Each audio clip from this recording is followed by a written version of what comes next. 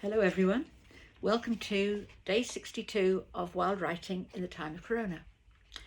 Thank you very much for your contributions all this week. We've had poems that have looked at the sound effects in poetry. We have had some brilliant poems on the theme of kindness, supporting Mental Health Awareness Week.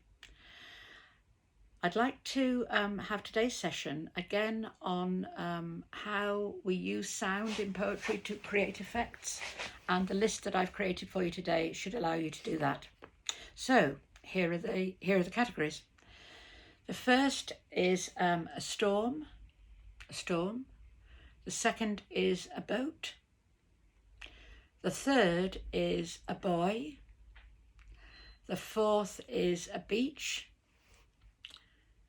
The fifth, sounds, and the sixth, stars. So it's almost like a poem in itself, isn't it, that list? So we have a storm, a boat, a boy, a beach, sounds and stars. And I'm going to say that if you wanted to, you could make the whole poem from the perspective of the boy, who's the third choice. And you can see how the subjects are all focused in one particular semantic field, really. So you could make this quite just about a very specific scene if you chose. I hope you have fun with it, and I very much look forward to seeing what you come up with. So if you are ready, I seem to have misplaced my pen, but believe me, I have been writing with it. I'm going to say ready and start.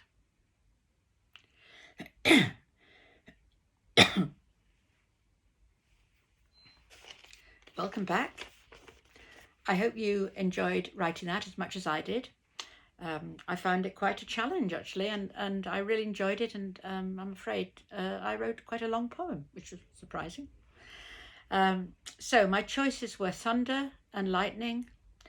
My boat was the SS Alba, which was a steamer which went down off the Cornish coast in 1938.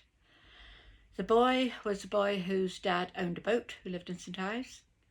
The beach was Porthmeor Beach, where a wonderful surfing beach where the boat went down, actually, where I spent most of my childhood barefoot and learning to surf and having a wonderful time. The sounds were the wind, which was whistling round one of the rocky outcrops, which was called Man's Head on the beach, and the stars were stars above the beach. So I made mine very specific to a time and place. And I hope that you enjoy it. You might need to sit down, it's quite long. And before I start, my apologies, I'm playing with technology, so I might get a bit stuck, but I hope not. Late January saw the Cornish seas alive, dancing like harridans, swirling like dervishes. Black waves against Porthmeor's sharp rocks rose 40 feet, roiling walls of water. Relentless onshore gales, whipped by the island, screamed around Man's Head. Maroons flashed up into the turbulent sky. Too. It was trouble. Her broadside to the mounting surf, the SS Alba was in distress. Loaded with precious coal from Barry, in Wales she'd sailed. Her captain, late at night, desperate, mistook Porthmeor's lights for the peaceable bay of St Ives. Now all could be lost. Dipping like a swallow, the lifeboat crested round the point, took the Alba's crew aboard, set off back relieved. But the sea is no man's master, she, and flipped the lifeboat over like a coin. Men in the water, men overboard. People flood into the sea to help. With a thick rope lashed around his waist, my father, Peter, swims straight as a flash of steely power, diving at the feet of the rearing surf, gets the rope to the lifeboat for the others to pull it in. He often said they were lucky that night, 5 souls lost, when it could have been so many more. He's long gone now. He's in Barnoon Cemetery, keeping those perished Slavic sailors company again in the peaceful Cornish soil. and not in a sandy ocean bed. Some starry nights I walk along the shore of Porthmere Beach, when the tide is low and there's a moon to see. When the tide is low and there's a moon to see the Alba's boilers, long ago burned, they're rusted now and old. As my feet tread the wet, rippled sand, I stoop, pick up a tiny, glinting piece of coal.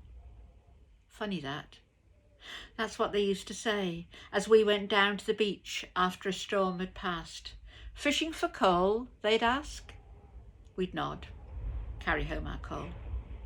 It seemed some days an offering, other times I tipped it back into the waves, dragged my feet back home. I wanted none of her. She was a fickle mistress whom my brave father once briefly overcame. I think I'm quite pleased with that one. Apologies for the length, but I think it's the first really the first really long one I've written. Anyway, I very much look forward to seeing what you come up with your, I suppose, sea-based poems, really. So I look forward to reading them and to making comments about them. And please feel free to like the page, to share and to comment.